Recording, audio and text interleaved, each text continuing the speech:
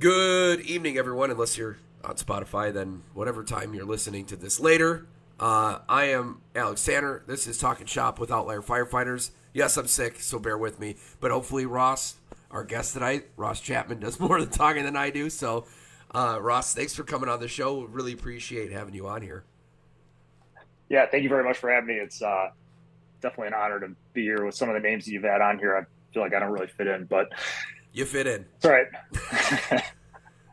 You definitely fit in.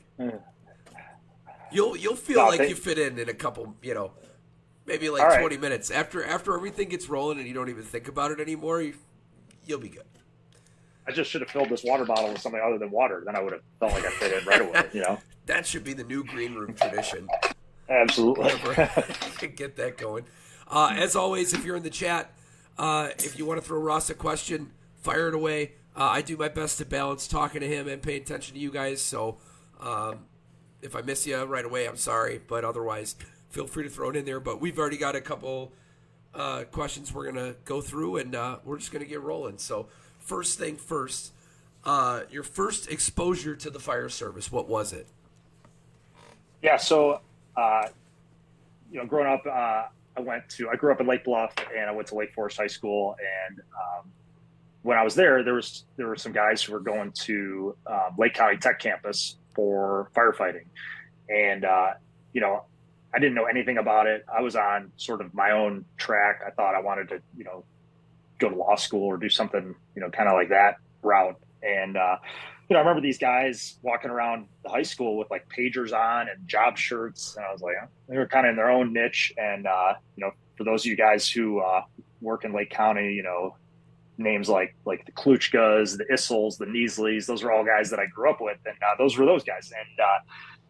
And I never really knew what that was about, and never really had any interest. And I graduated from high school, went to Ohio State for college, came back midway through my freshman year when my parents got divorced, and came back. I had a buddy who was a volunteer firefighter. He had gone to school at Miami of Ohio, and he was doing that. And I was talking with him one afternoon, and he's like, you should look into going to EMT school.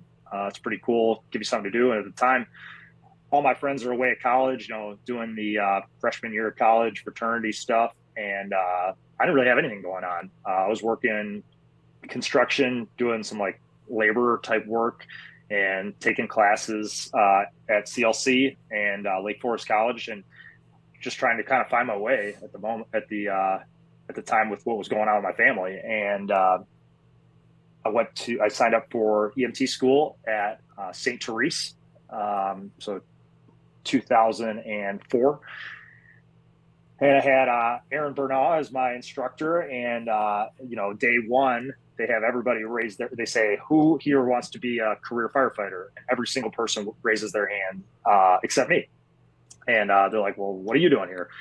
I was like, honestly, I'm just here to do something at night and, maybe meet some people and learn a new skill. And they said, okay, well, welcome. And about an hour later, they said, as part of this EMT program, you have to get 30 hours of ride time on an ambulance to pass. And I said, okay, well, where do I go for that? And they said, go talk to your local fire department and see if you could ride there. So the next day, I got these marching orders from my EMT school, and I show up at the Lake Bluff Fire Department, which I know nothing about, and knock on the door. And who shows up, at the door? Tim Kluchka, kid I went to high school with, and gives me a big hug. He welcomes me in, and I tell him I'm trying to do this, and he's like, yeah, it's great, but in order to do any EMT ride time here, you have to be cross-trained as a firefighter. So, okay, well, what does that entail? You're going to come every Tuesday night, and we do drills, and every other Saturday or every third Saturday, they did like a live burn day. And so I started coming to trainings on Tuesday, and pretty much I instantly had this group of friends. It was awesome. And it was a time in my life where I really needed a group of friends, and those guys, acted like I'd been with them the whole time. And I was 18 years old, and they let me ride on a rig, and I got to finish my EMT school. I got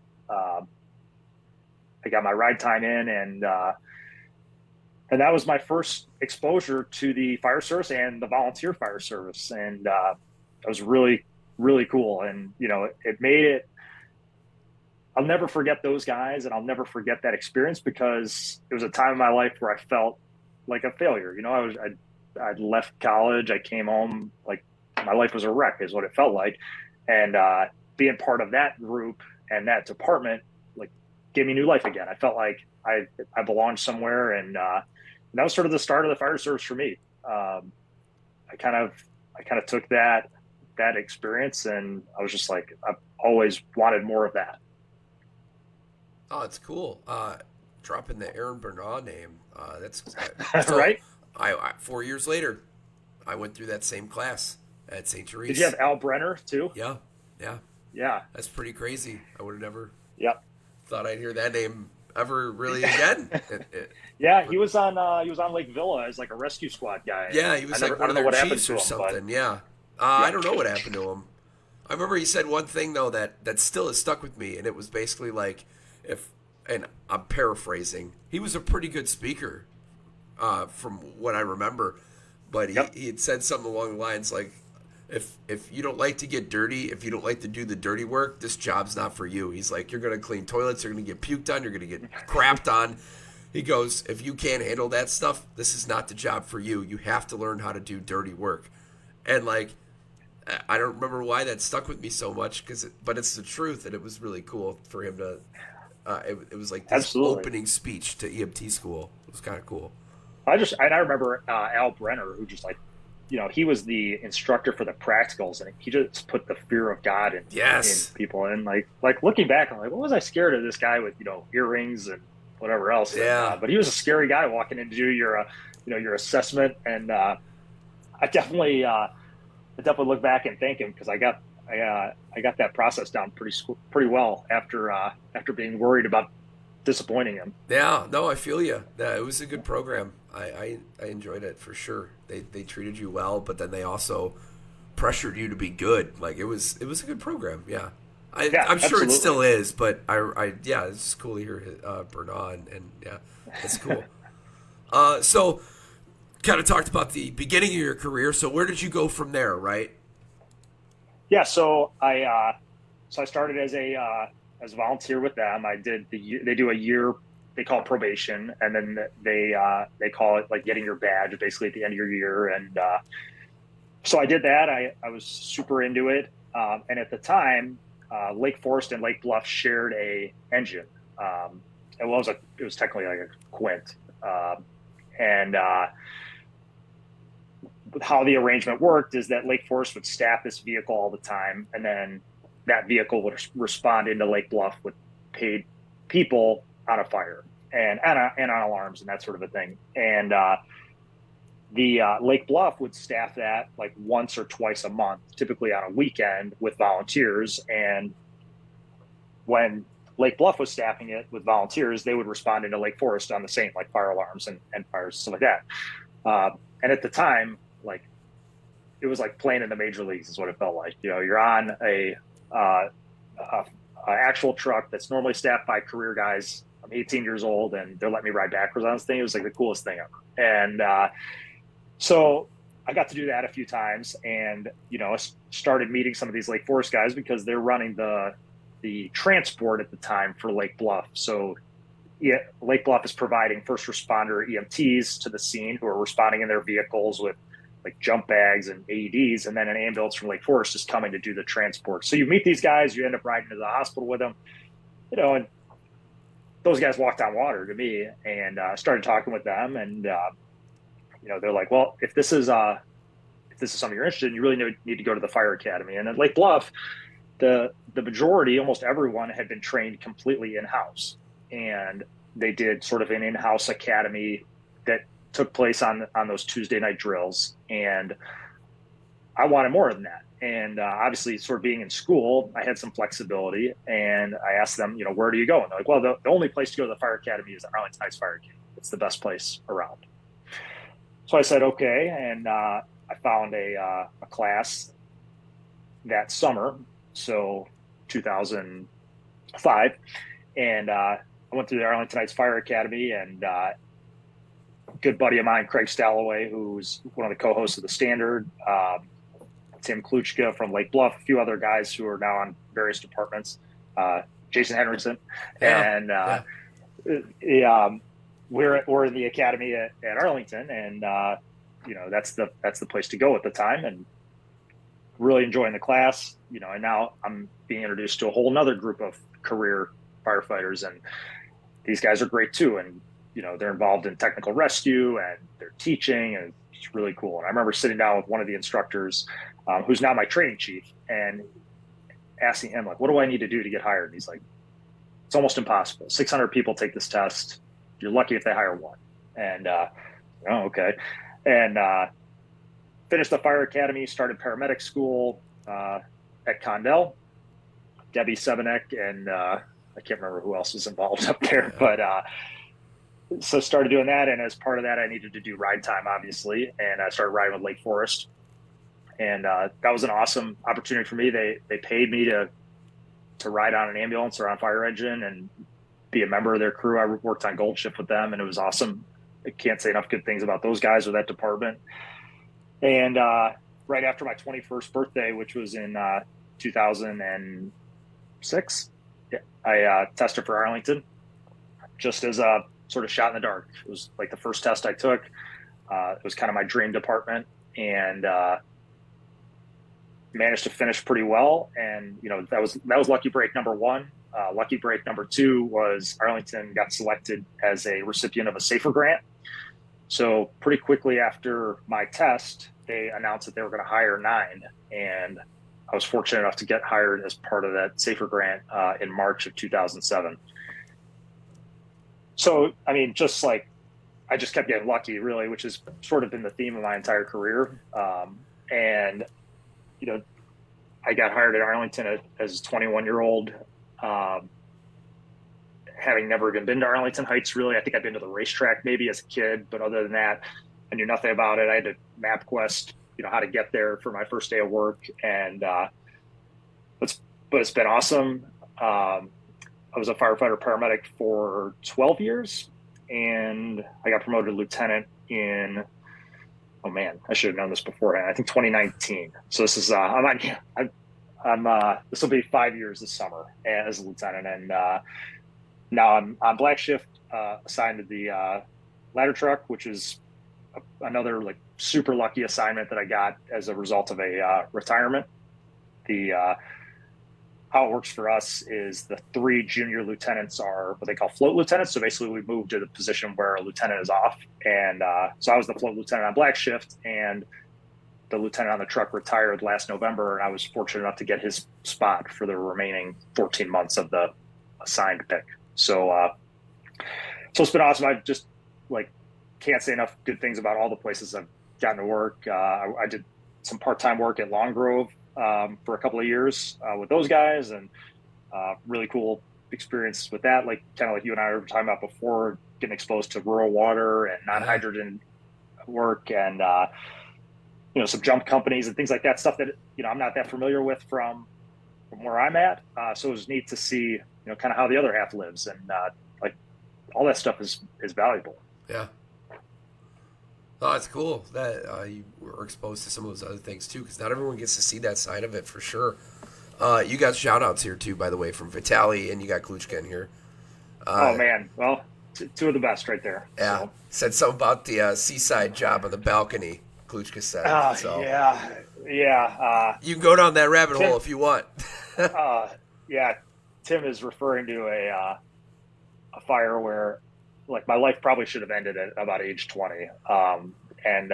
So Tim and I were on an engine that went into countryside on a box alarm, and we're both pretty young at the time, but obviously we knew everything at that stage of our life, and it took us a while to figure out that we didn't. And we go up into it's a top floor apartment fire. It's like a 4-story center hall situation, and we go into an adjoining unit of the fire unit, and thankfully our lieutenant at the time was like, hey, before we start pulling ceiling here, check for extension, let's just mask up. At the time I was like, it's totally clear in here, we do not need to mask up, and probably saved my life without question. Tim and I pulled the ceiling down, and the whole attic was rocking, and they had a countryside guy on the nozzle and calling a mayday, and we bailed out a balcony on a ladder, and yeah, it was not one of the finer moments. Lesson learned there, I guess. I mean, yeah, absolutely. Tim may have a different recollection than I do, but that's how I remember it. So, fair enough. Yeah. So, at some point, we all develop a knowledge of firefighter culture and values, but was there anything defining early on that you were kind of introduced to those things? Yeah, absolutely. I mean, so as a volunteer at Lake Bluff, that's its own culture, and it's a different culture for sure than a career union department.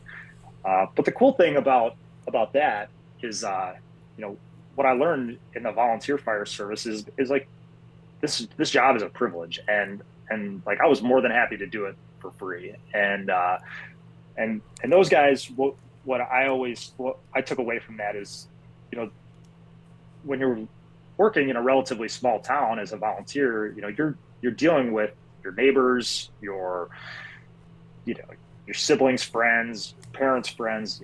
All these people are people that you're going to see, when you take your fire department T-shirt off. And so what I took away from that is like, just this is such a cool opportunity, and to always treat people the right way, because those are your friends and your family and your neighbors. And so I learned a lot from those guys on about attitude, and how to treat people, and how to treat people on calls. And because those guys are showing up for free, they're not doing it for money. They're doing it because they genuinely care. And I mean, they like the camaraderie, they like all the things that we like, the adrenaline and all that stuff. But they're also, waking up at 2 a.m. to pick somebody out of bed, off the floor, and they're not getting paid, and they're going to do their job, selling insurance the next day. And so I learned a lot there. I learned that I was willing to do it for nothing. And then coming into a union firehouse at 21, I learned that I didn't know anything about the real world, and I was pretty fortunate. So, and I'm sure your department is like this now too, but our department now is we're very heavy on training our new guys. So we have quarterly evaluations, and we have an annual evaluation before they get off probation. And, we have a big task book of stuff they need to do, and all that stuff is really good. The organization that I walked into in 2007 in Arlington was not like that. And I got assigned to a crew at Station 4, which is our slowest station, and I had 5 guys on the crew. And I think 4 of the 5 had kids older than me. And these guys are all like year 25 on, and training was not at the forefront of what they wanted to do on a daily basis. And so at the time, it was a little bit frustrating because, as a young firefighter, I want to pull hose and do all the fun stuff that we learn about. And but what I learned from those guys is a lot about just life and culture, and the history of the organization, stuff like that you can't get necessarily on the drill ground. A lot of stuff that you get at the coffee table, and hanging out on the bay. And so that was a really cool experience for me too. And I feel really fortunate that I got the perspective of those like true senior men at a time when I was pretty impressionable, I think. And they left a pretty neat legacy that hopefully I'm able to continue on a little bit for them now that most of them are gone. Funny story though, one of the guys is my driver now. 15 years later, he's got 38 years on, and he's still there. Wow. Just getting warmed up, What a swing, man. That's crazy. Yeah, it's cool. But he's a grandpa now and all that, but and he has to listen to me on every third day. The guy that he had to teach how to fill out my tax form 17 years ago. That's crazy. So wow, that's cool. I mean, it's mind-boggling in a way, but it's also pretty cool. Yeah, it was a super senior crew, and we had so many young guys at the time because of that safer grant that they didn't know where to put us. And so crews that normally wouldn't have gotten a guy on probation did because of just the number. They'd never hired 9 at the same time. Yeah. I got your first audience question here. So, James Stempian, I Oh, hope. another one of the best right All there. right, good. I hope I didn't butcher that name. I'm really bad at that stuff. So his question is, and I think we were going to touch on this anyway, but why not? A lot of firefighters experience grass is greener syndrome at some point in your career. Uh, did you ever experience that? If so, what drew your focus back to your home department? He knows the answer to this, but he just wants me to say it. Softball, So, whatever. Either way. yeah, yeah. So, Joe's one of my best buddies. Stood up at my wedding. Just a prince of a human. So when I had probably had 2 or 3 years on, I went through the hiring process for the Secret Service, and you know, it was a lot going on here in terms of, I was bored. I was kind of frustrated. At the time, I was 24 years old and just kind of had enough. Had some stuff going on in my personal life where I was just ready for a change of scenery. And so I applied for a job at the Secret Service and thought that was what I wanted to do. Went through a pretty extensive hiring process for them. Got all the way to the end, went for the medical exam. They came and talked to my chief, which is a pretty awkward situation to, be 24 years old and tell your fire chief, they're like, yeah, this is my dream job, but there's going to be someone coming here to talk to you because I might be going somewhere else. Yeah. And I feel like, I think that sort of taboo is gone maybe, or at least is not as bad as it was, Yeah. and, but at the time, you know, there were a lot of sleepless nights. Like, is this really what I want to do? Do I really want to tell these guys that I'm? And my chief was awesome about it. He was like, "Good for you. If that's what you want to do, do it." And went through the process. Went to the medical exam. Everything was good. They asked me what city I wanted to be assigned to because at the time, how the Secret Service hired was based on location. So they would say. So basically, they told me that if you want this job, you need to put New York as your number one because it's our largest office, which was surprising at the time. I would have thought it was DC, but it was New York. And I said, okay. So I put New York as my first choice, and then I didn't hear anything.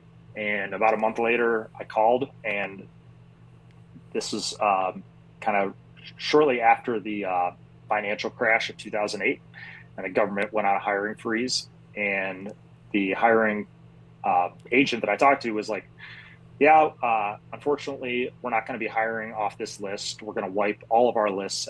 So when we do start hiring again, we're just going to begin the application process for everybody. And by that point, life had gotten a little better for me, and I wasn't as bored anymore. I was like, you know what? I think maybe that was a sign. And that was the last time I really looked at doing anything else. And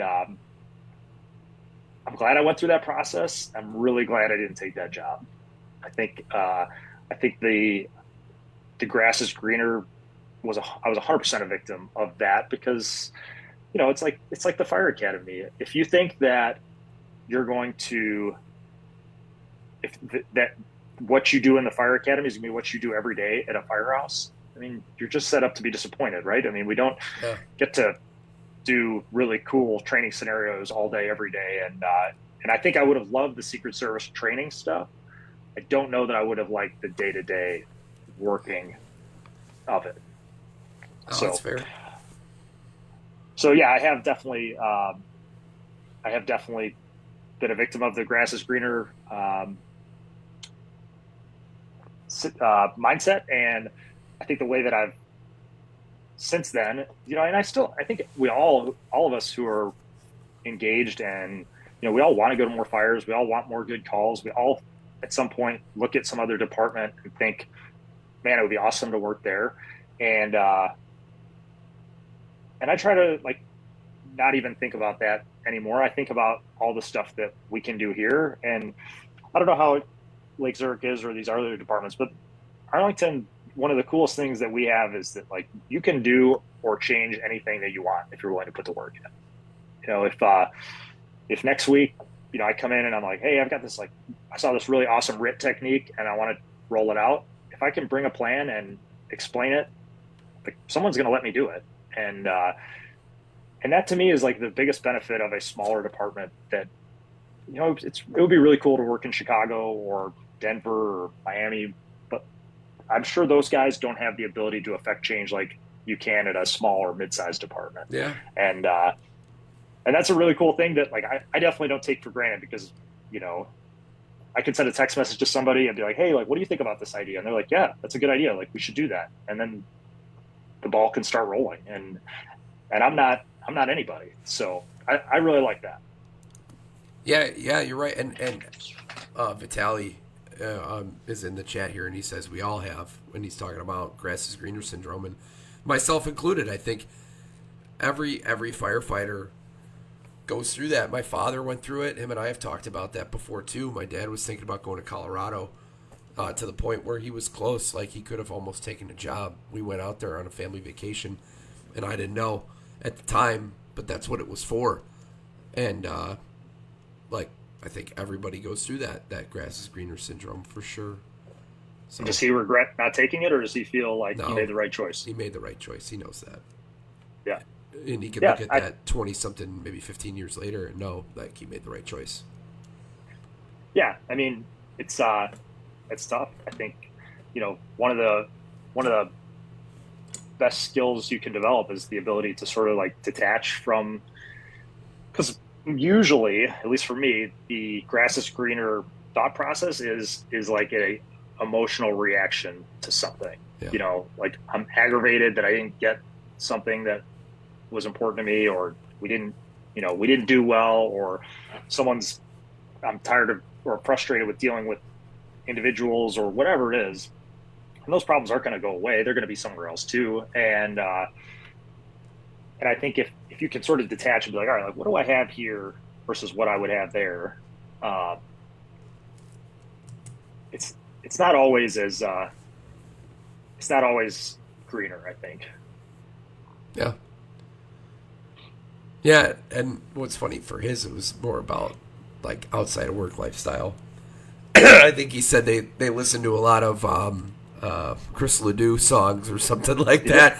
It was like, oh man, Going West sounds great, and I ended up not making sense. And I'm sure it would be. I mean, there's a lot that could be said for living in that lifestyle, and I think I would love that stuff too. But don't take for granted what you have, because I always think back to like that conversation where like, you'll never get this job. There's 600 people taking it, and like now I have this job, and like I try not to ever take that for granted, because it's an awesome job. And even now, when departments are having a hard time hiring, like, there's tons of people who would trade places with me, and go ride the train downtown at 7 a.m. and tell me how bad your job is. Yeah, right. Yeah, classic quote. Chief Coke Fair's in the chat. He says, "Same circus, different clowns," and it's the truth. It really is, no matter where you go. Yeah. So, yeah. Let me see if I can pick out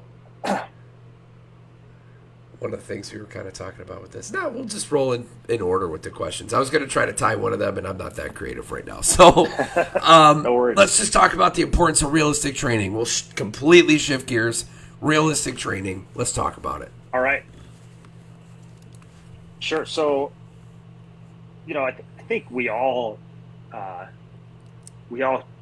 into the trap of, like, let's go pull a hose line in the parking lot, or let's go throw a ladder against the side of the station. Like, there's definitely like a time and a place for that. When I came to, so I as a firefighter paramedic, I was always assigned to an engine ambulance station, and it was great. Learned a lot. And when I got promoted, I got moved to the truck, again, as a result of a retirement. And, I get detailed to the truck, and I'm like, I haven't thrown a 35-foot ladder in forever. And, and the culture at the time was, well, we're doing ladder training. So what do we do for gear? Well, we're just putting helmets and gloves on. And, I didn't really know any different at the time. I'm like, well, I guess that's just how we do stuff. And, like you and I were talking before, I started looking into some stuff on YouTube, podcasting. And at the time, I was following some stuff on social media. And I started looking at these other places, and like, these guys are doing like single firefighter throws. They're doing everything in full gear, with packs, throwing a ladder, masking up, forcing a door, throwing a ladder, masking up, all this really cool stuff. So not only were they training, trying to get out and into their districts and train, but they were also trying to kind of like increase the intensity of those at your station drills. And that like blew my mind. I was like, holy cow, like, yeah, why are we not all doing this? And so my takeaway from that was just like, you can do something no matter what. If you're stuck at your station, hey, you can't go out of service, cool. What do you have at your station? Can you get on the assault bike and then throw your ladder? Or can you see how fast you can mask up? Can you mask up with your gloves on? Can you do all those things that are very doable for, I would say, the average firefighter, the average person, and go after it? Because that's, to me, is realistic. And I think you'd be surprised, probably the people listening to this podcast are already in this boat, but I was surprised that when you're able to do those things, you're not only are you going to be better, but you're also going to get more jobs when you do get a fire. And we don't get many fires. And, Jim's on the chat, like you were saying, and we were on a fire last winter. It was a victim trap. And like, we're able to mask up with our gloves on. Like, we're getting into that apartment faster than the other companies. And like, yeah, maybe that only happens once a year for us, but like, that's still one time a year where we're getting more work because of basically a fundamental skill.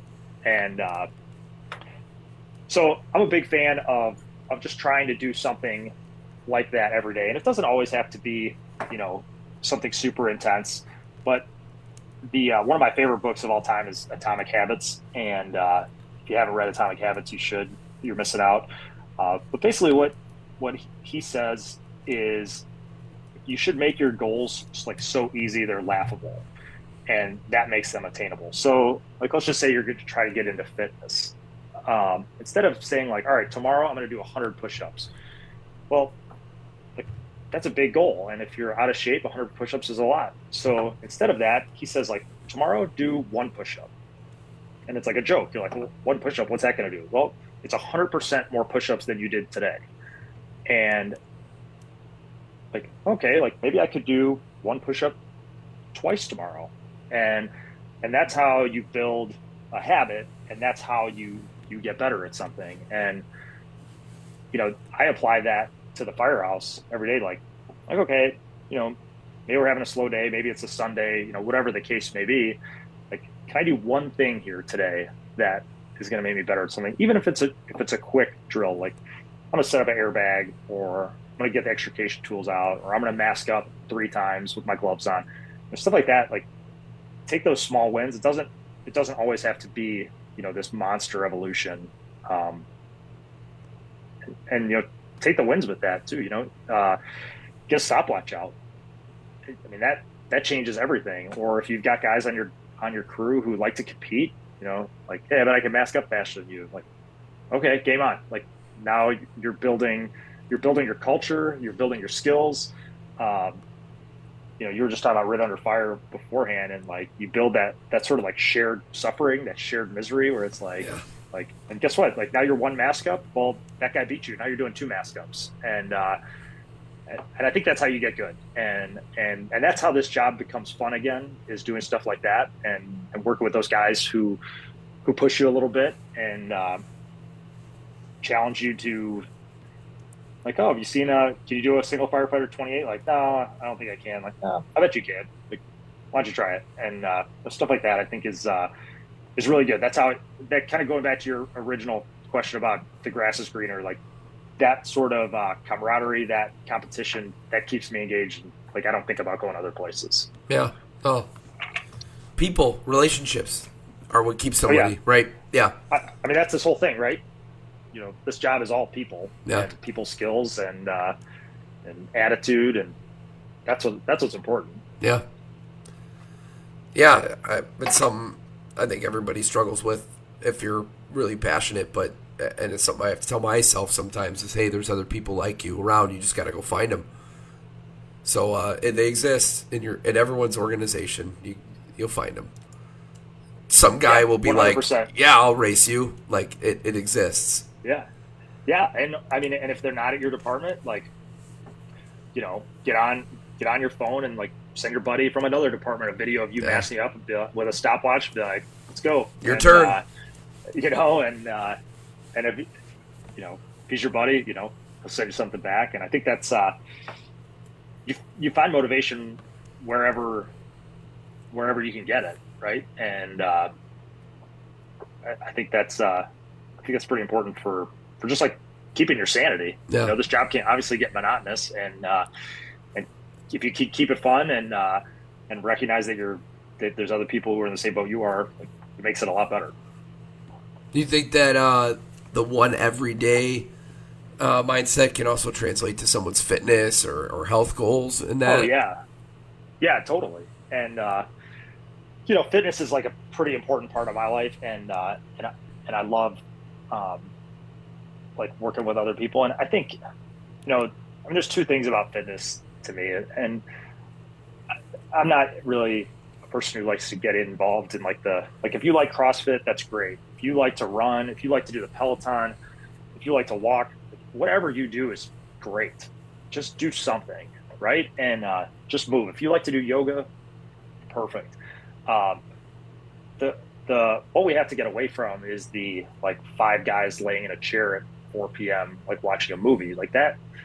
That's no fun. Like, and usually those five guys are on their phones, so there's no interaction. So we're not building anything there. And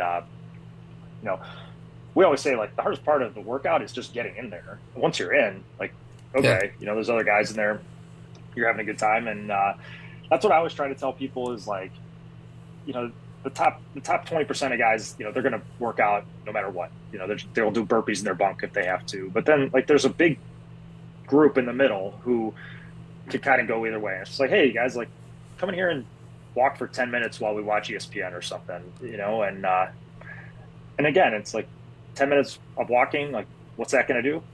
I don't know, but it's 10 more minutes of walking than you were going to do. And I'll take that. And, once you start getting in there, we start forming a habit, then you're going in there every day. Now it's like, oh, maybe I'm going to do something else while I'm in here, or maybe I'll walk on an incline or something. And I think that's where you start to see those gains. Like you can't just like show up in the gym and be like, I'm going to run a marathon today. Like you're going to get hurt. You're going to hate it.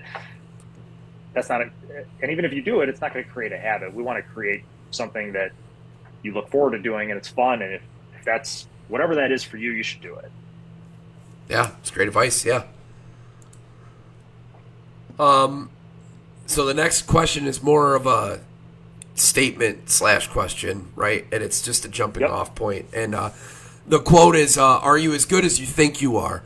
And I love that self-reflection. I think that it's really important for every firefighter and really just person, but it's a firefighter show, to really have that personal reflection of how good am I really. So share some insight on that.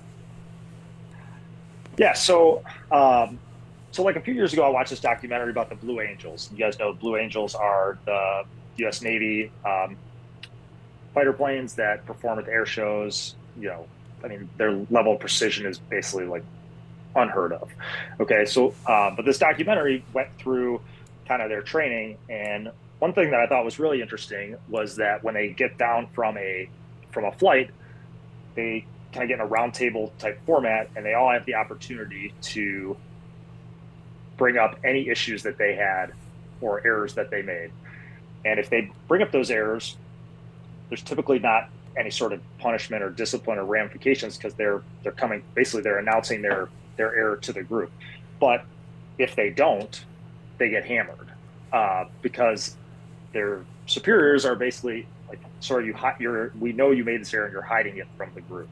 And so they have this culture of being super upfront and honest about the errors they make and using those as building blocks to get better. And what I took from that is like we can always get better. These guys are at the top of their game, and And if they can admit fault on all these things, and we have to get away from personalizing it.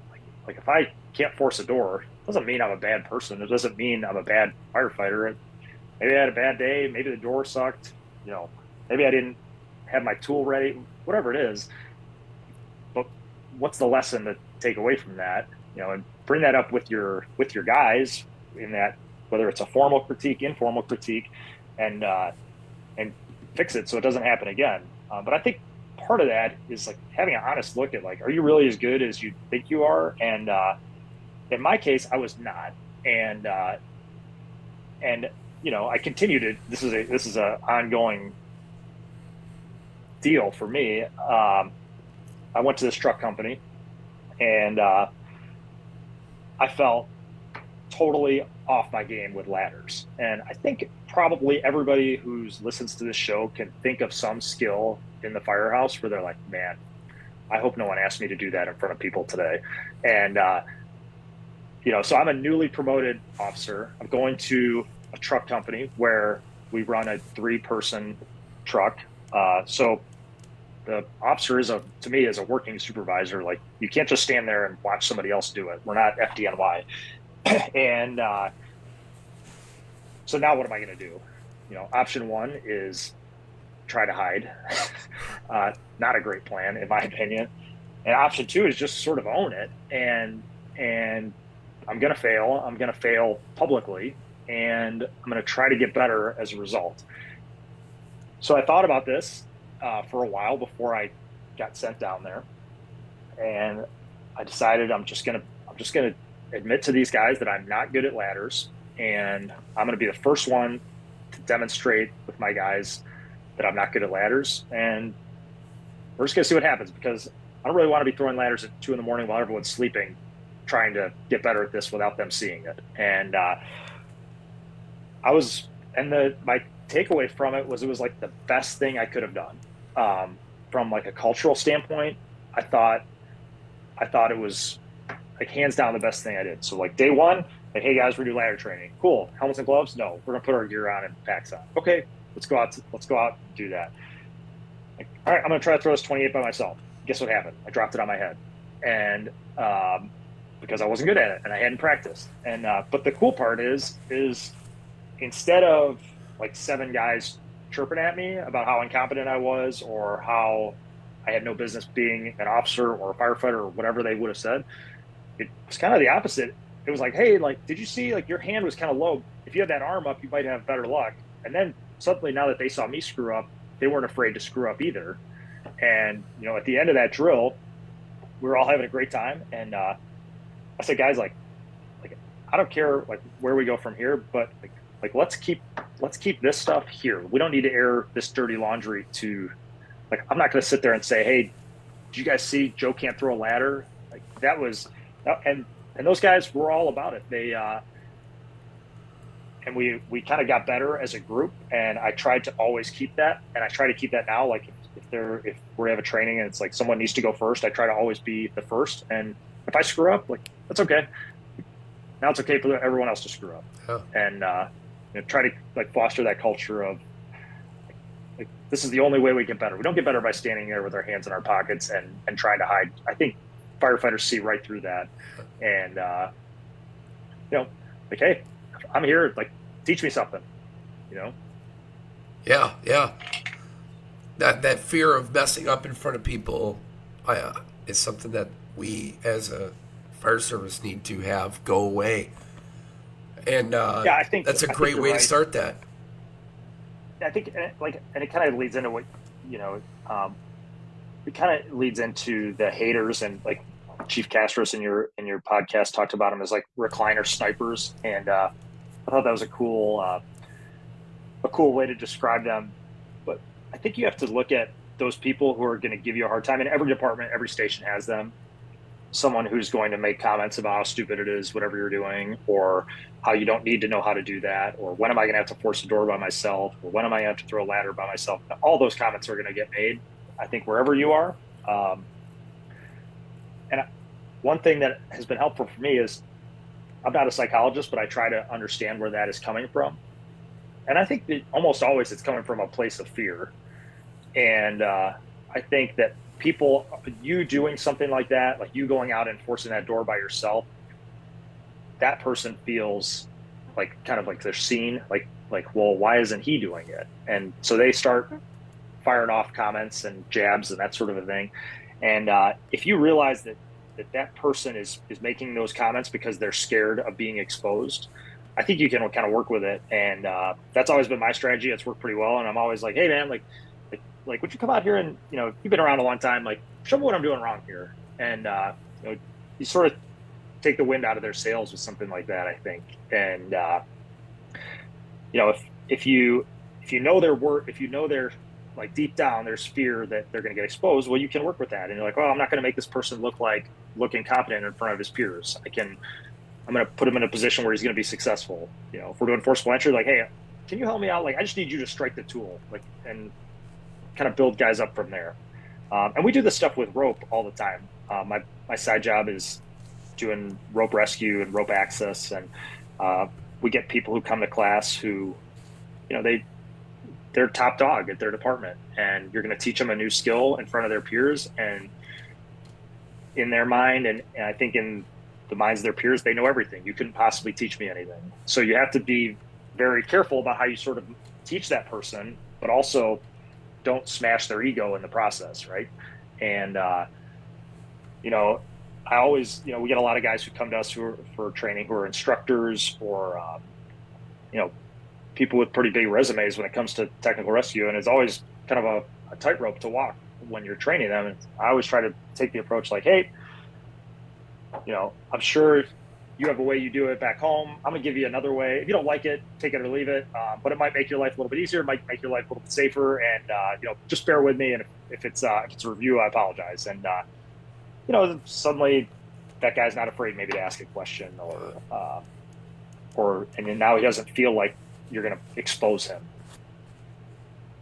Yeah, reframing some of those things to kind of get them to get involved. I feel you. What other advice do you have with the haters and dealing with that, both on a personal level, right? So how do you deal with it in terms of the stress that comes from that? But then, in addition to what you just talked about, are there any other strategies you can have for dealing with some of those people? Yeah, I mean, I think so. Number one is like don't take it personally. That's number one. Number two is try to understand where it's coming from. If it's coming from a place of fear, or what are they scared of? Are they scared of being exposed? Are they scared of getting hurt? Are they scared of you calling them out? If you understand the root, I think you can deal with it. And there are some people you're never going to get, right? They're just gonna be a thorn.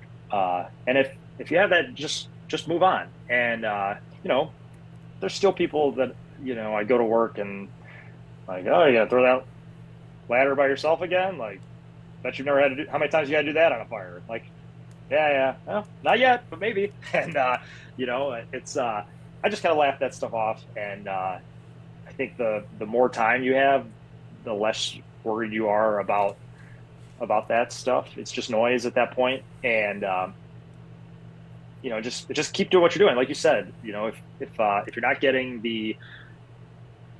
you're not finding like-minded people at your crew, look for somebody else on your shift. If you're not finding them there, look at somewhere else in your department. If you can't find it there, go to a buddy on another department. If you have no friends, like look on YouTube or social media or podcast, and those people are out there. And just find someone who like marches to the beat of the same drum you do, and go with that. And the other thing too is like, you've talked about it in some of your other episodes, is just like, don't be afraid to reach out to people who you listen to or see somewhere. And in my experience, like, nobody is untouchable anymore. I mean, maybe like celebrities are, but most of the people in this business, if you send them an email, like, they're more than happy to talk to you. They're more than happy to give you some ideas. And I don't know if you ever watch Combat Ready Fire Training. He's got a YouTube channel, yeah. Nick Martin, and Like last week, I emailed him just out of nowhere. I've never met him. He lives in the East Coast somewhere. Like, oh, said rig positioning is a hot topic in my department. Like, what's your thoughts on this? He emailed me back a couple days later with some ideas. He attached his SOGs from his department. It was really cool. Yeah. Oh, okay. Like, I am never going to be able to repay this favor, but thank you. Yeah, but they don't care. Like none Right. of us, and we should all be the same way, right? And just share, Absolutely. share. Absolutely. Yeah. So yeah, I think just don't take it personally, and try to understand where they're coming from, and maybe you can turn them a little bit, and take like a small victory, even if it's even if you can get them to come watch you train. It's better than them sitting in the chair watching Judge Judy or something. And so like I take that as a win. Like, yeah, you came out here and made a couple comments, but you came out here. Yeah. And maybe you learned something from watching me mess it up. Yeah. Solid, yeah. And I don't know if I'm going to say it correctly, but the Misagi concept. Misogi, yeah. Misogi. So I tried to look it up, but I also was like, you know what? No, I want to hear it straight from you. So please share that. And I'm very curious about that. Sure. So the Misogi concept is it's a Japanese concept, and it doesn't translate well to us. But how it's been adopted by people in the U.S. is the idea of creating this sort of out of reach goal every year and going for it, whatever that is. And my understanding of it is it's a goal that you should set for yourself. It's typically some sort of physical goal, and your odds of completing it successfully should not be higher than 50%. So, what can you do that's going to be really hard once a year?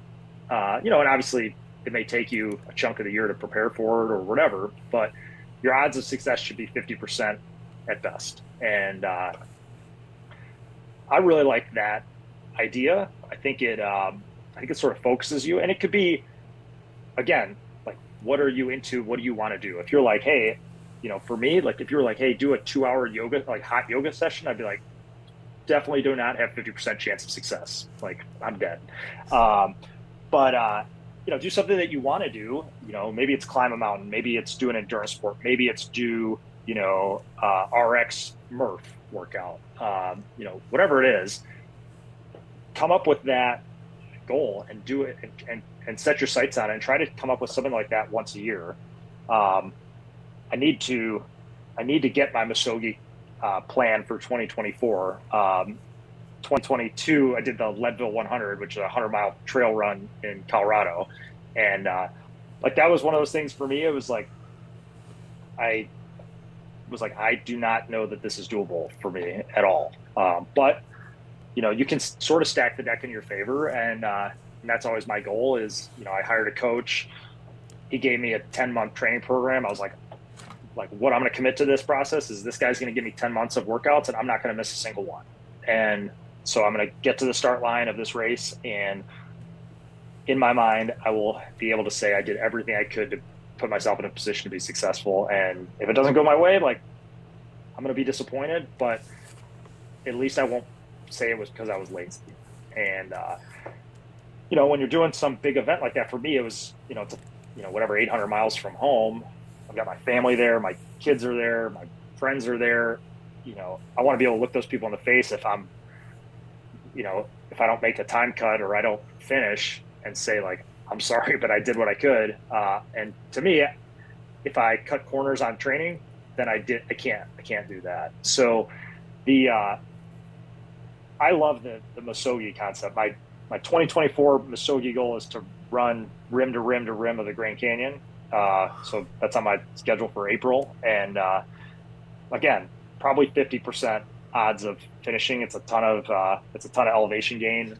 I'm not sure it's doable for me, but I'm gonna give it a whirl. So, and it doesn't always turn out that way for me. A few years back, did the Go Ruck 50-mile course in Washington, D.C., and only race I've ever didn't finish, and I quit at mile like 32.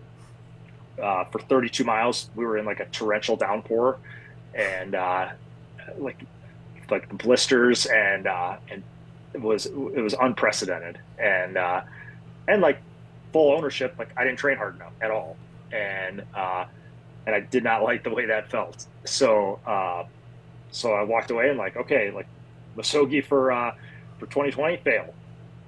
We gotta come back and get that one. So that's on my list of unfinished business. But I highly recommend like find something. And again, like the Masogi for anybody is going to be different. Like, for somebody it might be, hey, I'm going to run a 10K, or I'm going to do a 3-minute plank, like whatever that is, whatever your thing is, whatever pushes you outside your comfort zone is what you should do. And find something that gets you excited and gets you a little bit scared. You're like, oh man, I don't want to tell anyone that I'm going to do that because they're going to judge me if I don't finish. Oh, it's cool. I like that. It's shooting high. So what's your Masogi? So when you're talking about that, it's making me reflect back to my goal this year was Red Under Fire, and it was to get in shape for that, and I would say that I achieved that. I lost Absolutely. 30 pounds this year, and like I never ran before. I was trying to get I was working based off a lot of the I'm sorry, not Red Under Fire. A lot of the Georgia Smoke Diver, like their athletic program, and I was kind of using Red Under Fire as a vessel to try some of that stuff, to see if I could get to that point to do like Indiana or Georgia Smoke Divers. And although I was successful with Red Under Fire, I definitely know that like my fitness was not to that level. So now it's like, okay, now I got to take it another level. Even though I lost weight, I went from running a 17-minute mile and a half to now I'm at like 12 and a half. Having never ran ever, even when I was younger, all I did was lift weights. And so like those things were great, and I found success. So like hearing you talk about the Masogi like concept, like I kind of did that, and I didn't really think about it this year with what I set my goals out for. So now I got to come up with something for next year. I'll have to think about that. I like that. Yeah, and I mean, if you could do it with friends, I mean, I've done a few of, like you said, it's kind of one of those things that I've been doing and didn't really realize I was doing. I did Ironman triathlons, which is one of those things. Like at the time when I signed up, I couldn't swim, so I was like, well, we're gonna give it a shot. And beyond that, it was just like trying to find things that were a stretch, and that's the goal, I think. And it doesn't matter what a stretch is for you. Just like if your odds are 50-50, like Yeah. if you run every day and your goal is going to be to run 5 miles, like that's probably not a stretch for you. Like you could probably do that. Yeah. So, and like tell your friends, tell your family, like it doesn't hurt to have a little bit of pressure to be like, Yeah. all right, like because when your buddy texts you and like, hey, how's that training coming? You're like, I'm not doing anything. Like, it's not that great. It's not a good feeling. Well, yeah, there's accountability with that, and in setting a high goal, you have to have some discipline, a lot of discipline and accountability to make that happen. It's a cool concept. I like it. Yeah, it's definitely not mine. I wish I could think of the book I read it in. I read a lot, and it'll come to me eventually. But Sure, but either way, you're sharing it. So yeah, it's but yeah, highly recommend it. And whether it's fire service or something else, just find that thing that it pushes you beyond your comfort zone. Yeah. You put one of the things you wanted to talk about was having a backup plan for this job, right? So you can't do it forever, and what do you have as a backup plan? And I would also stretch beyond that too about retirement. Not that I have a ton of obviously people my age, but like I think about my dad who has a plan, and I think he's going to be fine. But like I do see with my department, a lot of guys retire and they're kind of like, I don't know what I'm going to do. And maybe that's somewhere in the realm of what you're talking about as well. Yeah, I mean, what a tragedy that is to me is like you worked every third day for 30 years and now you act like this retirement has snuck up on you and you don't know what you're going to do with yourself. And if the answer is, I love coming to work and being a fireman, that's fine. Like stay or retire and go do it somewhere else, or whatever that looks like for you.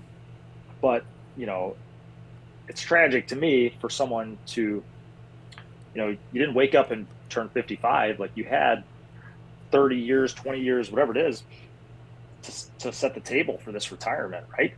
And what were you doing? Like, did you just squander it, playing on your phone for 30 years? Because that's just terrible. I mean, it's hard for me to think of something worse than that. And even people in prison come out with skills and degrees and things like that. And I mean, what's our excuse that and I hear that a lot. I don't know what the conversation at your department is like, but I always hear guys who are talking about, man, I would retire, but I can't find a job with healthcare. And I want to like shake them. I'm like, guys, there are millions of jobs that provide healthcare. And, like,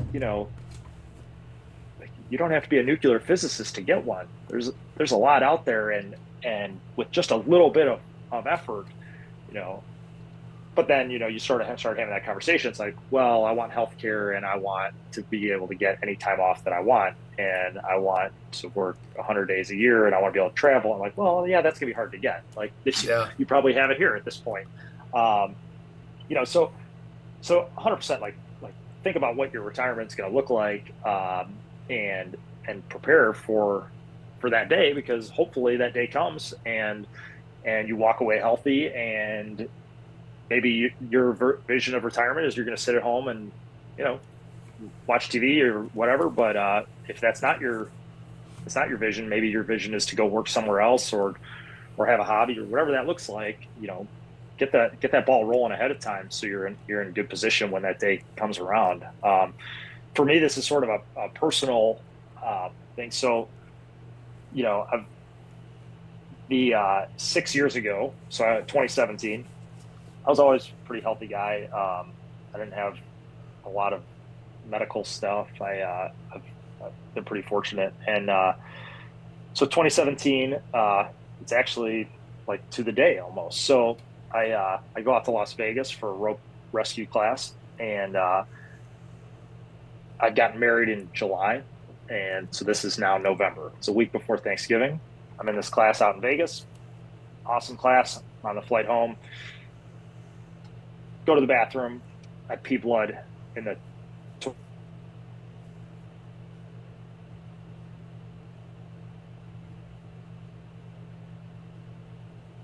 Oh no, we lost him. He'll be back in a second. It happened before in the green room. I'll try to entertain you guys. As Chief Coke first said here in the chat, yeah, I need some cold medicine. Hey, there we go. He's back. All right. Thank God. Hey, what's up? We lost you at Vegas, and then you went to the bathroom. All right, you lost me at the best part. Yeah. So I'm in this class in Vegas, and I get on the airplane, and I go to the bathroom on the airplane, and I pee blood in the airplane bathroom. And never peed blood before. It's not like a warm and fuzzy feeling. It's pretty alarming. So I get home. My wife's a nurse practitioner, and she's like, "We gotta go to the ER." I'm like, "No," I'm like, "It's probably fine. I probably got banged up or something, and no big deal." So this is like Saturday before Thanksgiving. Thanksgiving's on a Thursday. It's Saturday. So we're living in the city. My wife drags me to the Northwestern emergency room. Goes to the doctor, sit in the waiting room. Doctor's like, "Yeah, you have a UTI. It's no big deal. Here's some antibiotics. It's going to clear up." I go, "Okay, sounds good." My wife's like, "My husband's 32 years old. He's healthy. Like, why does he have a UTI? Like, what?" And they're like, "Yeah, we can't answer that, but this is what it is, and it's not as bad as you think." And okay, so we're supposed to go to Texas to see my family for Thanksgiving. So are we okay to travel? Yeah, you guys are good to travel. This is going to clear up. No big deal. Okay, so we fly down to Texas. I'm peeing blood this whole week. Okay, and I'm like not feeling great. Thanksgiving comes and goes. Now it's Saturday, so I've been peeing blood for a week. I go for a run that morning. I run like a mile. I get back, and I'm like ghost white. And my wife's like, "Are you okay?" And I'm like, "I think I'm going to die. Like, I do not feel well." And She's like, okay, we're going to go to the hospital. So we go to the hospital, Austin, Texas, 2 hour drive from where we're at. And we're kind of getting the same thing in the ER. Hey, it's probably a UTI. We're going to draw your labs just to see what's going on. But it's not as bad as it looks. Okay. Well, I feel pretty terrible. So let's see where he goes. Well, so the doctor comes back. He's like, hey, yeah, so this is not what we thought. Your hemoglobin is 6. So you need to get admitted and you're getting a blood transfusion like right now. And I'm like, wait, what? So now I'm like newly married. It's Thanksgiving.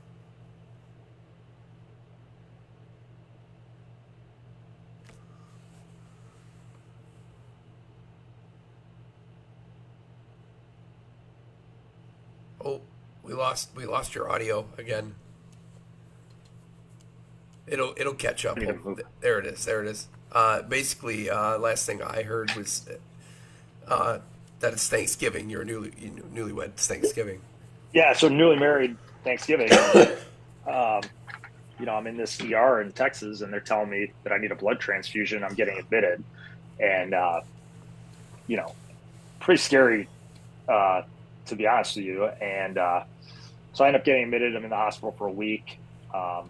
See a bunch of doctors, get a bunch of tests. I'm peeing blood the whole time. I probably got 12 blood transfusions over the course of that week, and I had a lot of time to think about, like, I may never go back to work. And, at the end of the week, they ended up figuring out that I had veins that were basically formed like badly, like they were connected wrong in my kidney, and they removed my kidney, and thankfully, like, that was the end of it, knock on wood. And then it was like a 6-week recovery from that. And it was crazy for me because, like, at the time I'm 32 years old, I'm thinking to myself, like, 50 years ago I'm dead 100%. Like, like they don't solve this problem then. Yeah. And I just bleed out basically. And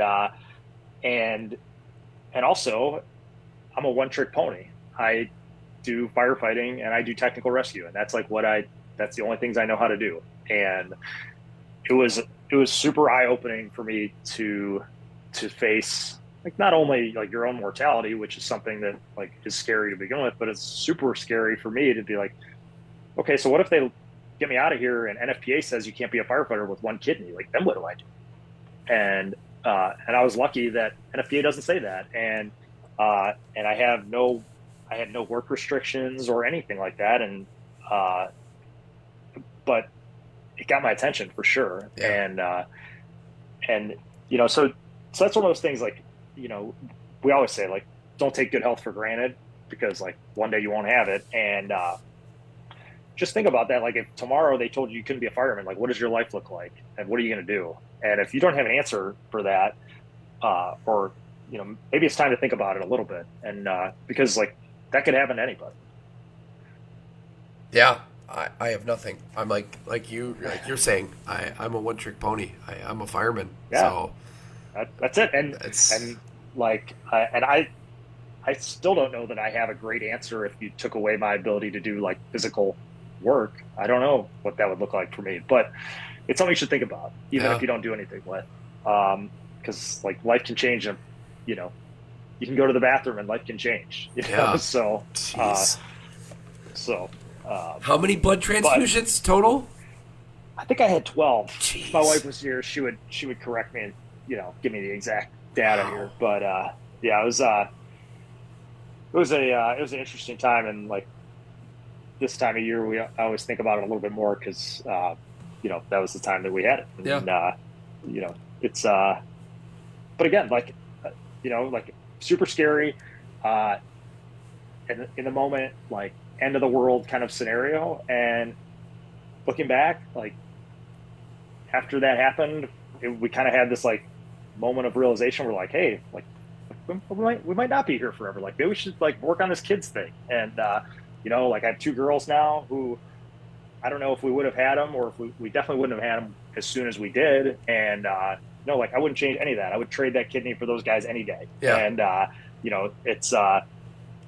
it was a good, like, it was kind of like a cold shower moment. And like, suddenly, like, this idea that, like, we could kind of push off these things that we wanted to do till later, like, now to me it was like, you can't do that anymore. Yeah. It's like this, because like, like it's one thing to hear people say like tomorrow's not guaranteed or whatever, but like when you experience it yourself or look at it, like and when you're like watching someone else's blood like trickle into your body to keep you alive, it's like a totally different experience. And I hope most people don't have one. Yeah. Your wife did jump in the chat too, and she said 14 various types of blood products. So Yeah, she's upstairs probably. yeah, rolling she's her got eyes your or back. something, so. She's got your back with the assist. That's crazy. What a story, man. So Well, I guess what a perfect segue into work-life balance and how that matters, and what you've learned through that process. So, sure. yeah. Well, this is probably my favorite question that you got here. So, the again, I told you earlier that I like to read a lot, and so I take these little like pieces of information from these books that I read, and I, distill a whole book down to one line that I take away and try to pass on. And one of my favorite books of all time is a book called Essentialism, and the essentially it's the whole thing is the idea that we should say no more. And people like you, people like the people who are listening are super aggressive. They're probably very type A people. They are looking for ways to get better, which is why they're listening to you. They're dedicating their time in the car or whatever they are doing to improving themselves, and they're hoping to get something out of these things. And people like that are rare, and those people are going to get a lot of opportunities one way or the other, and they're going to get pulled in a lot of different directions, and it becomes like very easy to say yes to those things. Because like if you ask me like, hey, do you want to go get a beer tonight? Like, yeah, now you're not disappointed and we get to go do that. And but if I say yes to you to go get that beer, I'm saying no to something else, whether directly or indirectly. So like now I'm saying no to my kids, no, now I'm not reading you guys stories tonight, or no, I'm not going to be here to help you get your stuff ready for school tomorrow. And like, that's okay. But you have to become like super selective about what you say yes to. And the line that I took away from that book that I think of every single day is what he says is when someone asks you to do something or presents an opportunity to you, the answer is it's either hell yes or it's no. Those are the choices. So if you ask me, like for me, if you're like, hey, do you want to teach at FDIC this year? That's hell yes for me. Like a huge opportunity, teaching it at the pinnacle of fire department instruction.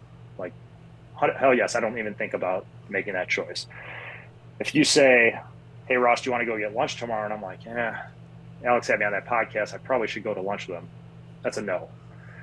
And that's how you should sort of frame your decision making. And I use that concept with literally almost every single decision I make.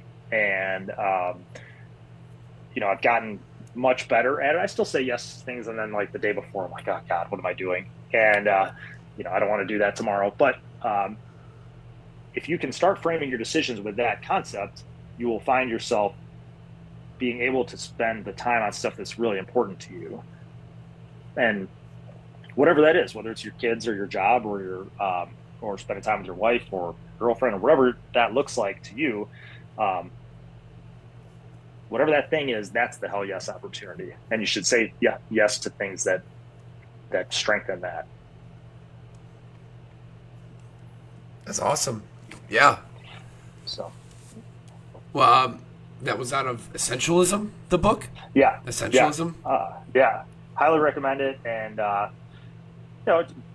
he talks a lot about how people who are ambitious get pulled in a lot of different directions, and there's no one who's going to protect your time except you. Yeah. No one's going to stop you, because all you're right. going to do is I feel you. I live that actually. And I've tried to edit myself a lot more as of late. Especially now that I'm a father, but yeah, and that's the it's hard. It's like a daily fight for me. And like, sometimes I quick respond to something and I'm like, I missed it. I shouldn't that was a no. And, the other thing I try to think of when I'm making decisions is like, how would I feel about this opportunity if it was tomorrow?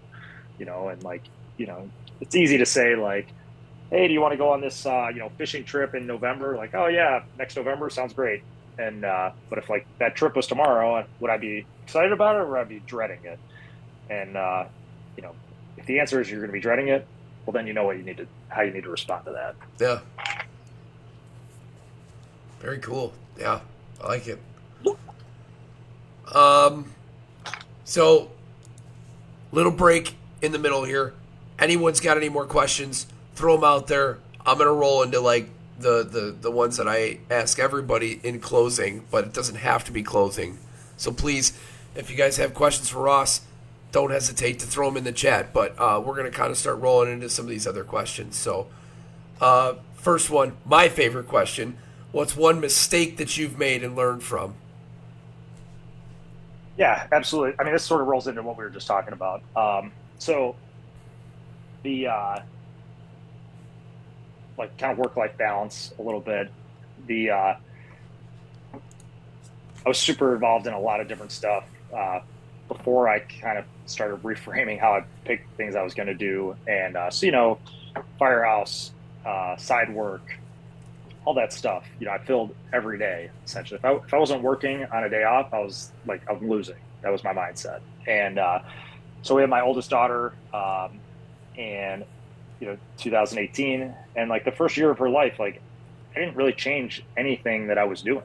I just like, I'm like, well, I'm going to work every day that I'm not at the firehouse, and so I'm going to teach this class, or I'm going to go to this training, or I'm going to do all these things, and like business as usual. Like just because we have a third person in this house doesn't change it. And somewhere along the line, and I don't remember, there wasn't like a watershed moment or anything. Somewhere along the line of that first year, I was like, what am I doing? Like this is not what I want to be doing right now. I don't want to be teaching rope rescue in the middle of Nebraska. Like I want to be hanging out with that little red-haired kid. And, and somewhere along the line, I realized like, this has to stop. Like this, like, and I didn't even have a really good reason for doing it. I think it was just that, like, I felt like I was being given these opportunities, and I was going to let somebody down if I didn't take them. And a lot of those opportunities were ones that I would have, again, like given anything to have at some point in my career. Like, oh, you're going to be able to train a rescue team on rope rescue. Like, what an awesome opportunity. You tell 21-year-old Ross that, like sign me up. That's a hell yes opportunity then. But at 35, it's not a hell yes opportunity anymore. Unfortunately, it's like I have a new hell yes opportunity, and life has changed. And so for me, I would say the mistake that I made was like a big chunk of that first year. It was just business as usual for me, and I had to figure out that wasn't the way I wanted my parenting legacy to be. I didn't want to be always gone. I didn't want to be, just like someone who dropped their laundry off and, picked up a new bag and left. So I think that was it. That was a mistake. But again, like, I don't know if I'd change it, because like the only way I realized that I didn't want to do that was by doing it. And, it's not something that you or anyone else could have told me. I would have just ignored you. I had to figure it out myself.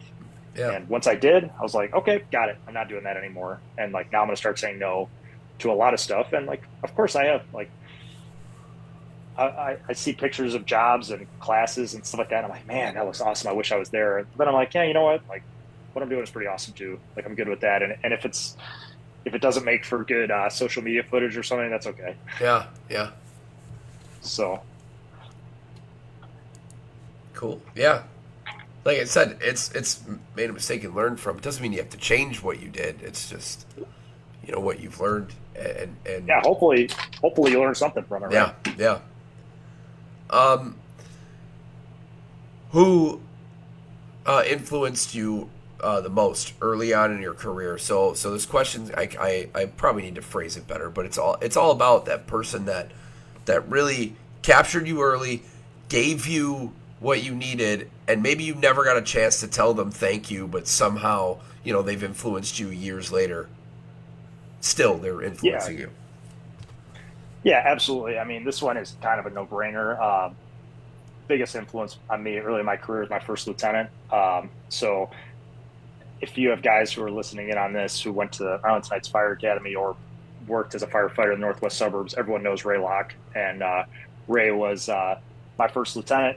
He was involved in teaching a lot of the same stuff that I do now. So, and the cool thing about Ray is like he has the ability to see people maybe for what they can do and not necessarily what they are or what they're doing. And like I mentioned earlier, I got hired. I'm 21 years old, and part of my plan to get hired was I was going to take some of these technical rescue classes because I thought it would strengthen my application. It wasn't really something that I was interested in. I just was like, well, if I have more classes, then maybe someone will want to hire me that as opposed to the other guy.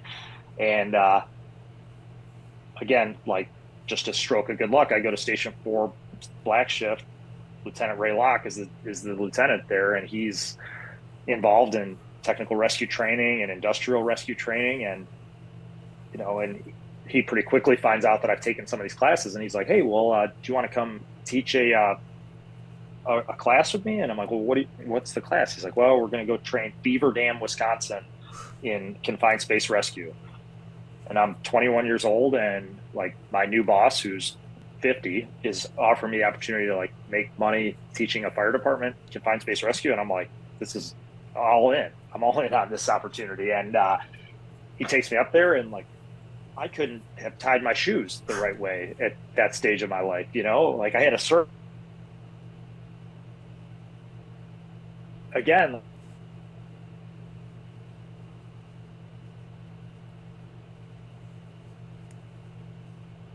Oh, yeah, we lost you again for a second.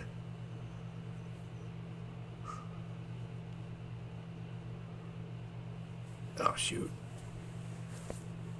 Maybe one day the internet will cooperate with this show. There we go. Oh, You're yeah. back. All right. Oh man. You went up to Beaver Dam. You're teaching. Yeah. You're 21. Yeah, and he put me in a position where I could be successful without really doing a whole lot of damage. He was like, "Hey, you guys are going to learn figure eight on a bite with Ross over there." Cool. So I could show him how to do that, and I knew how to do that, but I didn't really know how to do much else. And I went up on this 2-day class with him, and then there was another class and another one, and then it was like, "Hey, next time, do you want to teach anchoring? Do you want to teach how to set up a tripod?" And like slowly, I started learning like skills. I started learning a little bit how to teach, and Ray just kept feeding me opportunities. Anything he was involved in, he would like kind of bring me under his wing and show me kind of how to do it. And so he brought me into all these opportunities and met people who were involved in like the USAR team and on the squad companies in Chicago, and all these guys who I never would have met, and like really opened my eyes to this whole world. And and he taught me a lot about just like how to be an officer, how to treat people, and how to take care of your guys all the time. And so 100% by far the biggest influence on me. And I always have like Ray in my head, and I'm like, he came from a family. I think he had 14 kids in his family. I don't remember it. I mean, and like, he had 6 kids of his own, and just like no matter what it was, you could never rattle it. Like there was no, rockin' apartment fire, wife screaming at him 5 minutes before, like he is calm, like nothing phases him. And up all night, he's got a smile on his face. Like you just couldn't touch his attitude ever. And I try to bring that too, is because it's just like that officer's attitude is everything. And that was probably the biggest thing I learned from him, was like you just can't beat positivity. Like, and to me, the officer has so much influence on the attitude of the crew. If you have an officer who comes in as a misery and this place sucks, I can't believe they're making us do this. Everybody just adopts that attitude. Yeah. It's amazing how fast it goes down the toilet. And like Ray was never like that, and Ray was trying to make ends meet for himself and managing all these kids and managing multiple jobs, and like he never knew it. And so like that's pretty much always been my mindset too, is like you're not going to put me in a bad mood, I promise. Like, and so that was my biggest influence for sure. That's awesome. Yeah, it's cool. James Sempian, he's got I don't know if it's a question, but I'm going to throw it out there anyway. He says, have you ever asked a tattoo artist to permanently draw a superhero onto your leg? And I know that's a loaded question, but yeah, well, he was there for it.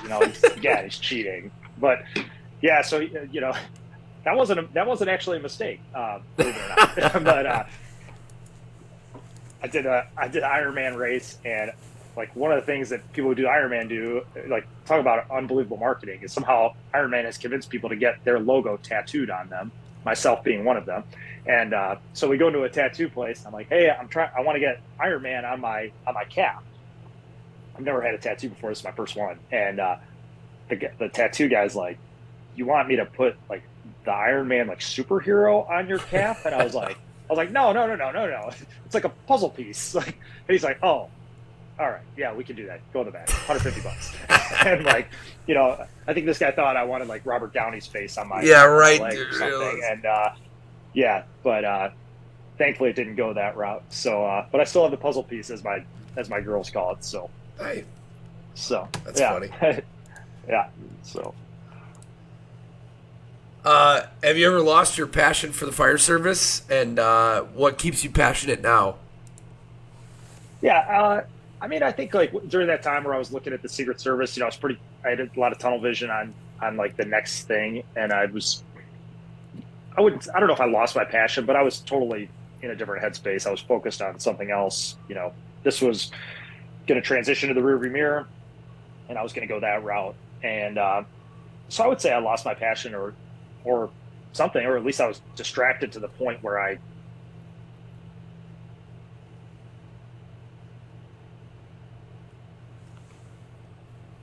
that was probably the time I had lost it the most. So what keeps me passionate is just like having the ability to work with like really good people and getting to do a job that, again, I would have like given anything to do. And, just remembering that. And I get to work with amazing people at the firehouse on the side. Like I feel so fortunate. These guys are all like my best friends. And, I go to the firehouse, I hang out with my best friends. I go on a side job, I'm hanging out with my best friends. Like,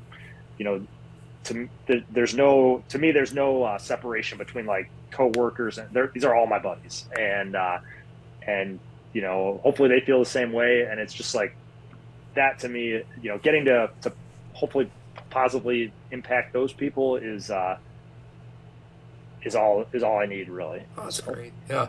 And I also realized I really didn't give you a chance to plug Elevated Safety at all. Yeah. Well, and I before we do any more questions, for people that don't know, what Elevated is and sure, what you guys do, you should talk about that. And I'm really sorry, I should have brought that up earlier. Oh, don't apologize. So, Elevated Safety is we're based out of our initial location is in Glenview. We train out of NIPSTA, and we now have offices in Casper, Wyoming, Denver, Colorado, West Palm Beach, Florida, and here. And actually, we have an office in Paris, France, but they're a little bit further away. So it's a pretty cool story of how that came to be. Elevated Safety was started by a Des Plaines Lieutenant, Colin Moon, who, if you ever have the opportunity to meet or work with Colin, I mean, just absolute, great guy.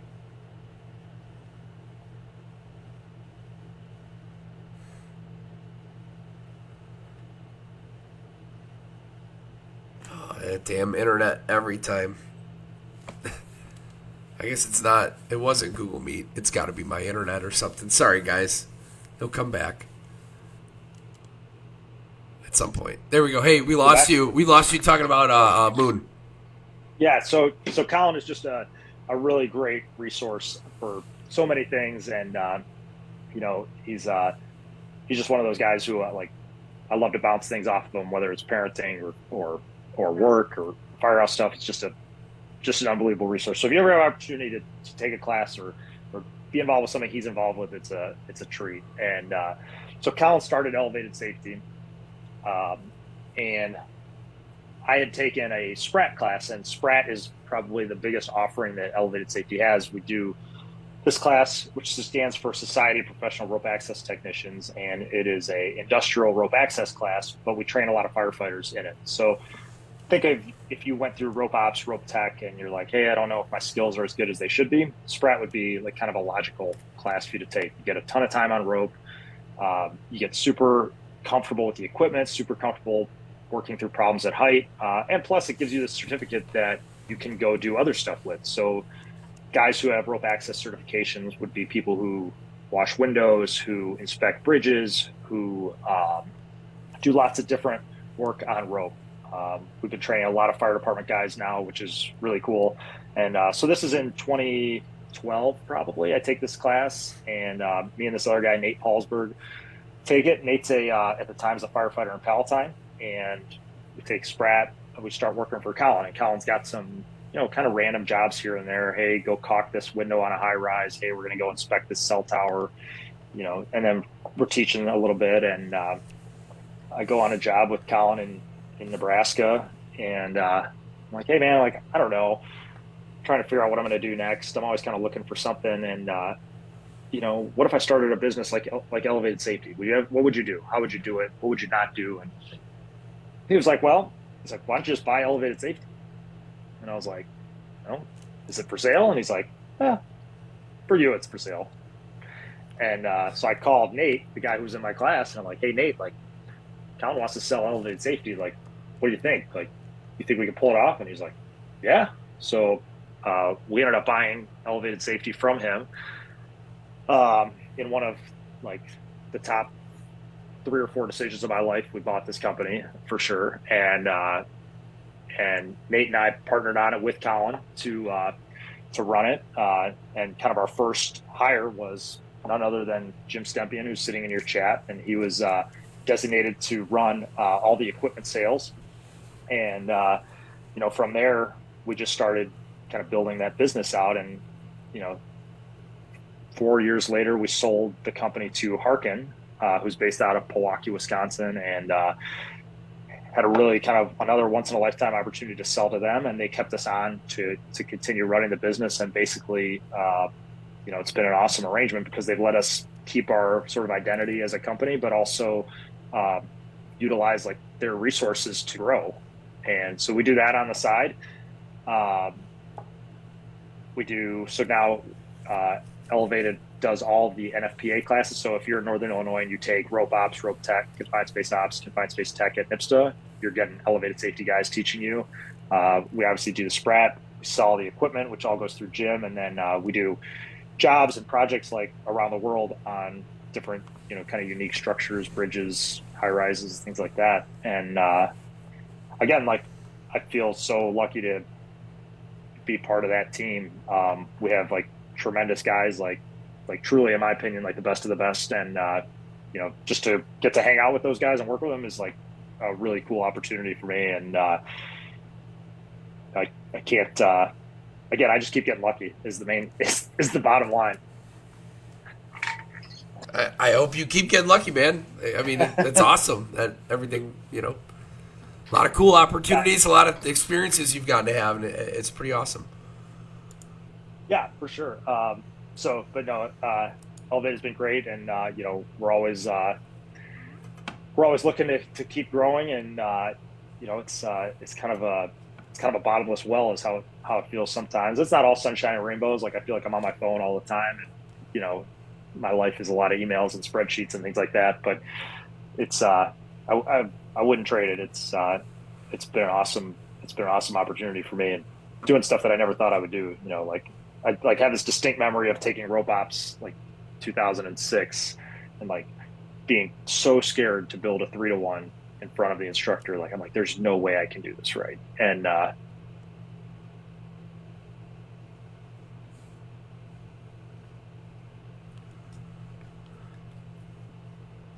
classes to other people. It's really cool. Yeah. If you were going to give someone a sense of how fire service culture works by meeting one person and then them showing them around and explaining things, who would it be? Oh man, it's hard. We're talking fire service as a whole, not just like Arlington or whatever, right? Sure. Yeah, I mean, there's so many cool people that I haven't met who I would love to, sit on one on one and talk with. You know, like Chief Scott Thompson is like, I'd love to talk to that guy with what he's done at the colony. There's a bunch of people like that. The and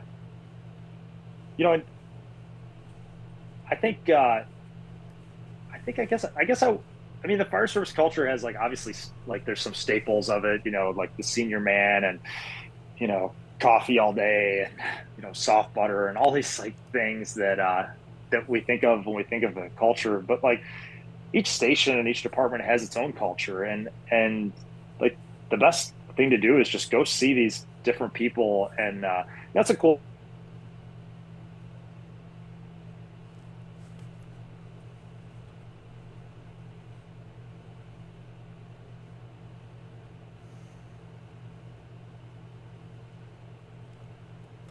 And someone must be using a microwave somewhere.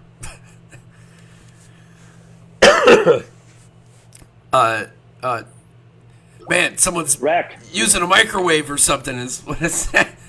shutting the Wi-Fi down. Yeah. Did you pick a name? Did you pick a name? Who you throwing out? So. Oh man. Oh, I'm sorry. Like. Oh, there we go. There we go. The coolest thing about I lost you again. About the fire service culture.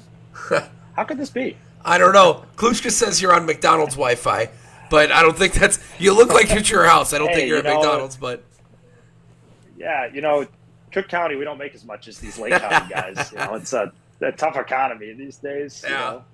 So, but no, fire service culture. Like the coolest thing to me is like how there are these like sort of like pillars of it, but it also can be so different station to station, shift to shift. And, if someone wanted a sense of fire service culture, I'd just be like, go to a bunch of different stations at shift change. And like go for us, it's like that like golden hour, 7 to 8 when like the new crew's coming on and the crew before is coming off. And like, just see, like, to me, that's like my favorite part of the day. You're coming in, like you're rested, hopefully, you're excited to take on the day. The guys getting off are excited to go home, and you get that exchange of information. You get the joking and the ball busting, all that. Like that's my favorite part of the day. And like go see that at a couple different places, and you'll see how different it is, but you also see how it's all the same. Just like your one guy said,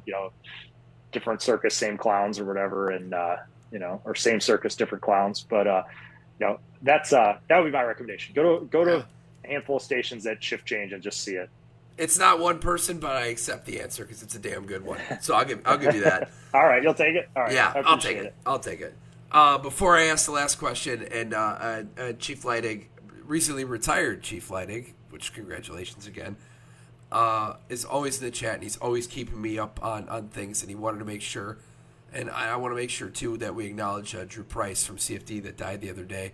If you guys get a chance to kind of look into some of that, I've been waiting for more information, but he fell down a light shaft, and it sounds pretty rough from what happened. So I don't have a ton of information yet. I don't think CFD really has either, other than that he fell and they had to tunnel through a wall to get him. But thank you, Chief, for bringing that up, because otherwise I would have forgot to acknowledge him. So thank you. And, please, myself included, look into it more about what happened to him and everything. So, real sad what happened. So, but we'll kind of end our show here on a positive note, and that's the most simple question anyone can answer. Well, maybe. Best part of the job. Just what's the best part of the job? I mean, the best part of the job is just like, the best part of the job is showing up at a working fire, getting off the rig, and like going to work. I mean, that's like, that's just like that feeling to me is as close as I'm going to ever feel to like walking into Game 7 of the World Series. Like I'll never do it, but that that feeling when you have like the right guys with you, and you have like exactly what you need to do, and here's this problem presenting itself that you train year round for, and like you're getting to do it. That to me is the best part. Yeah. I wish I got to do it more often, but maybe it would lose its appeal if I got to do it all the time. Maybe, So. yeah. But yeah. I mean, first in, you almost can't beat that. Yeah. You can't beat it. Exactly. I'll like 30 years from now, and I'm doing something else, and I will miss that feeling, even though I didn't have it as many times as I wanted it. That'll be what I remember, I think. Yeah. Well, that's going to be it for my stuff, for our questions. So, shout out to Vitaly for suggesting Ross to come on and making that connection. So Mike's always a friend of the show, and you guys can check his episode out too if you hadn't seen it. But other than that, though, Ross, thanks for coming on. It was a really great conversation. I really loved a lot of your insight. I learned a lot, as I usually do, but my notes are selfishly a little more for me, I think, than they usually there's stuff for me, but it's more than timestamps this time. So I got 2 new books I got to read, so that's always good. All right, well, good. Well, thanks for having me, and like seriously, if there's anything I can do to help you, anybody who is listening, like please don't hesitate to reach out. These guys who are in that chat will tell you, like, I'm always around. I'm pretty good at getting back to people, so and I promise if there's something I can do to help, I will. How can they find you? Phone, email, anything you want to drop in here? Yeah, I mean, just shoot me an email or a phone call is probably the best. My email is ross.chapman@elevatedsafety.com, and we'll link up. If you got a question or a problem or whatever I can do to help you out, I will. So I feel like I owe it to other guys or the fire service or whatever it is to pay it forward a little bit. So I'd be happy to.